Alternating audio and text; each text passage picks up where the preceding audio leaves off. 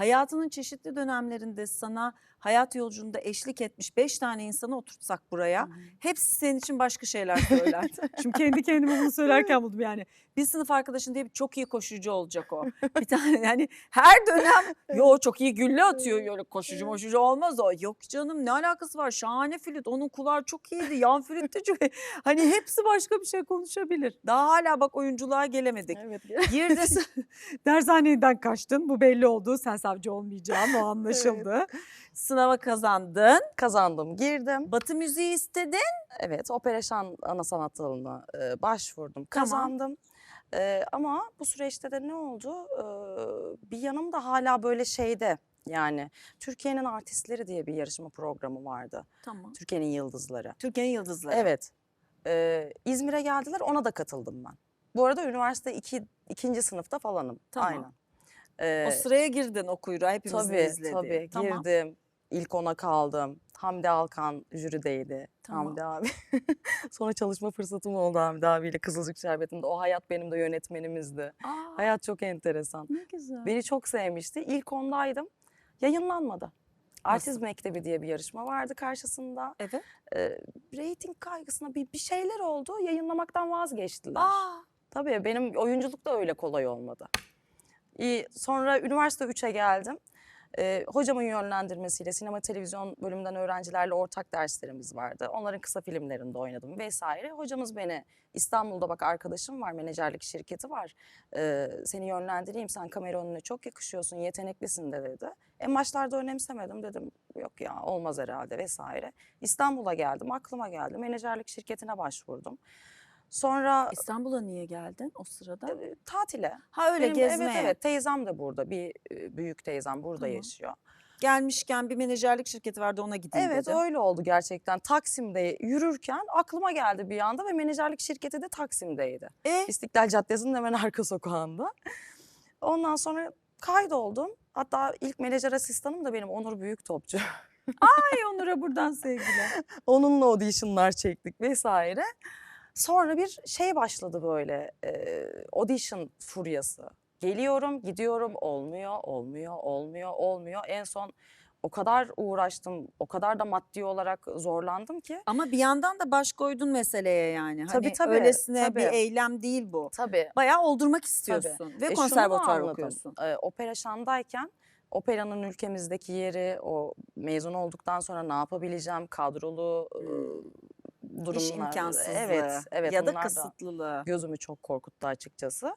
Ama şu da var, ben operadayken de oynadığımız oyunlarda anladım ki söylemekten çok ifade etmeyi seviyorum. Yansıtmayı, yani Rol yapmayı, şarkı söylemekten daha çok seviyorum. Operada da tam tersi bir durum var.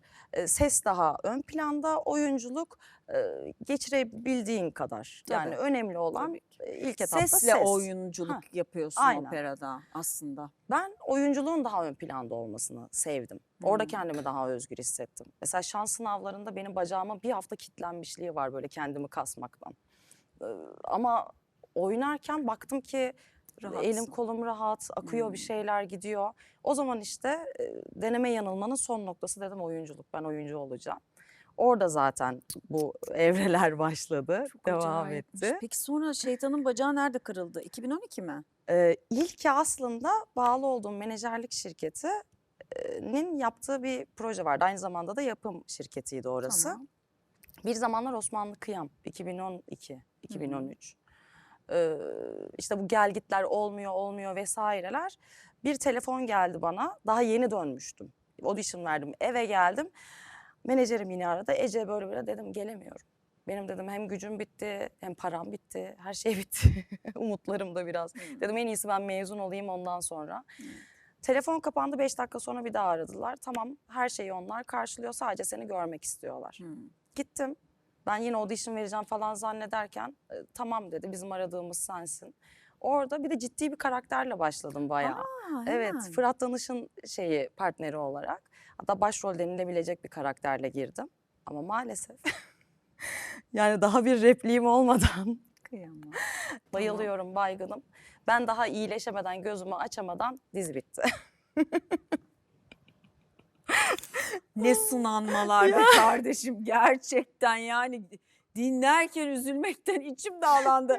Gidiyorsun bir yarışmaya katılıyorsun o yayınlanmıyor. Git gel git gel git gel tam bir şeye başladın onun yayından kaldırıyor. Ay Ama işte pes etmemek. Açılıştaki cümle etmeyeceğim. de öyle yani geçmişe bakmamak gerekiyor. Evet. Öne, ileri. Ben anladım ki dedim ya sahiplendim. Bu iş benim yapacağım iş.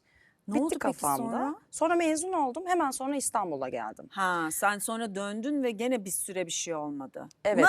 Vaz Yo. mı geçtin Yo artık? yo ben dedim ki bu okulla birlikte en azından mezuniyet belgemi almak istiyorum. Anladım. Diplomamı almak istiyorum. Çünkü hazırlık artı 3 sene 4 sene heba edemem. Zaten önümde kaldı bir sene. Tabii. Ve bunu yapan bir iki arkadaşım vardı. Çok yetenekli insanlar. Okulu bırakıp İstanbul'a geldiler. Bir şey yapamayıp sıfırdan tekrar okula döndüler. Tekrar bıraktılar ve okula tekrar dönmeyip diplomasız kaldılar yani. En azından bir diplomam olsun istedim. Eğitmen olurum vesaire. Oradan da bir Tabii. kapı açılır. Aynen. Yani bırakmamak için. Mezun oldum. Olduktan sonra İstanbul'a geldim. Ondan sonra yine aslında bunları hızlı hızlı geçiyorum ama belli bir süre o okuldayken akan sürekli auditionlara çağrılma süreci çat diye kesildi. Yani büyük bir depresyon Allah'ım olmayacak mı bu kadar isterken ben. Bir de İstanbul'a ne şartlarda geldin? Paran belli, pulun belli Evet. herhalde. Teyzemde kalıyordum Şimdi onu o diyeceğim. dönem. Teyzende kalıyorsun. Evet.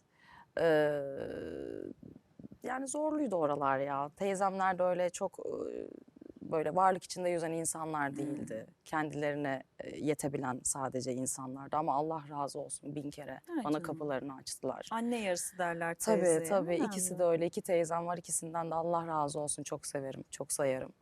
Ee, Onlar bana yuva açtılar ama olmadı. Onların penceresinden çok gökyüzüne bakıp ağlamışlığım vardır mesela. Allah'ım ne olur yardım et. Çok istiyorum ne olur. Bir fırsat ver bana falan. Çok çok ağlamışlığım vardır. Yani böyle dışarıdan zannediliyor ya parmağı şıklatınca olmuş gibi. Çok gerçekten uğraştım. Pes etmemek benim en büyük mottom zaten. Neyse sonra küçük küçük bir şeyler gelmeye başladı. Hepsine Sonra evet var oldum. 2014'te bir başlamış Evet. kıpırtılar, güzel Bir güzel senede projeler. 5-6 iş yaptığımı biliyorum Evet. ya. Oradan çık, diğerine gir, oradan. Hepsi küçük roller ama. Olsun. Konuk oyunculuk öyle böyle. Hiçbirine hayır demedim zaten. Tamam. Dedim bunlar beni basamak olacak ve hedeflediğim yere götürecek dedim. Süper. Böyle gele gide çalışa çalışa. Geldin 2025'e ve Kızılcık Şerbeti'nde de hep herkesin çok sevdiği bir performans. Şimdi senin için bitti mi Kızılcık Şerbeti? Evet öyle görünüyor bitti. Hmm. Aslında fazlası bile oldu. Benim Ha. için aslında geçen sezonun sonu finaldi. Ha. Sağ olsun senaristlerimiz, onlara da buradan çok teşekkürlerimi iletiyorum. Beni Melis Civelek ve Zeynep Gür. evet ikisi de harika insanlar, harika kadınlar. Sevdiler, devam ettirmek istediler. Buraya kadar da sürpriz bir şekilde geldim aslında. Bunun için de onlara çok teşekkür ederim. Çok güzel. Hayal ettiğimin ötesinde oldu yani. Harika olmuş. Ne kadar şükredeceğin dönemeç, ne kadar inişler çıkışlar ama vazgeçmeyiş. Evet. Yani bu bence başlı başına çok büyük bir şükür sebebi gibi geldi bana. Aynen öyle. Seni de böyle tanıdığım için ben çok mutlu oldum.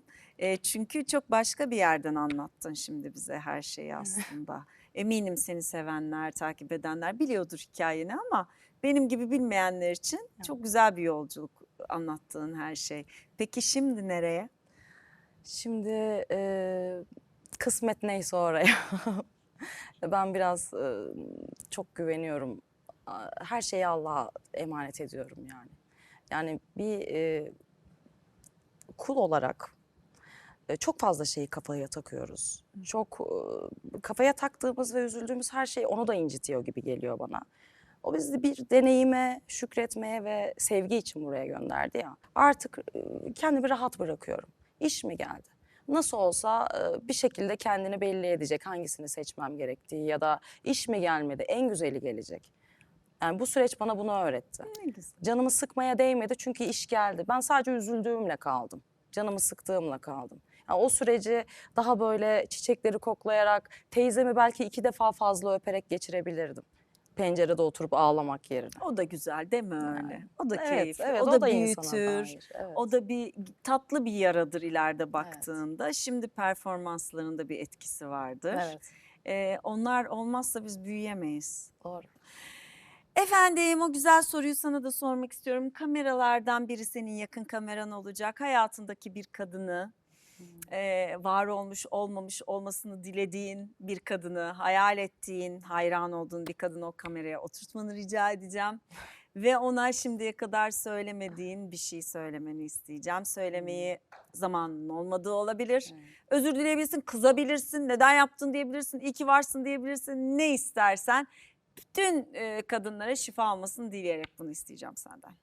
Benim anneannem Ay.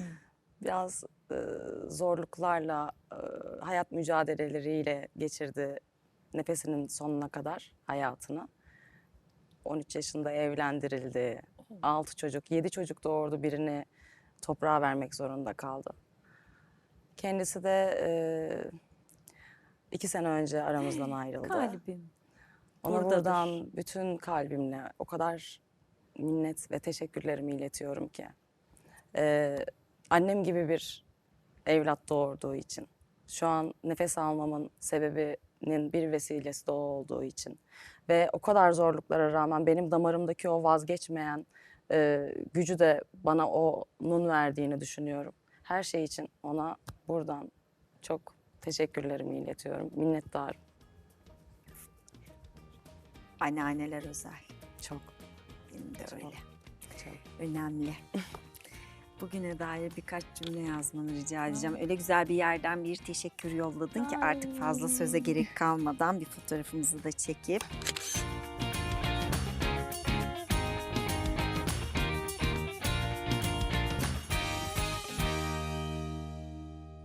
Çok güzel bir programın daha sonuna geldik. Bazen gerçekten birbirimize bomboş beyaz sayfalar ayırıp onu da biraz sahibinin doldurması bence kıymetli. Bir başka bambaşka sohbetlerde tekrar bir arada olacağız. Severek izlemeye devam edeceğiniz Ece İrtem'e de burada teşekkürlerimi sunmak isterim. Hoşçakalın.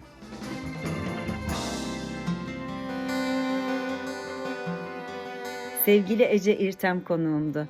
Bugün gerçekten bana çok iyi geldi. Sohbetiyle içimizi aydınlattı. Canım Ece İrtem sayfasının satırlarını şöyle tamamladı. Eskinin öğrettikleriyle yeniyi şifalandıracağımız bir dünyaya.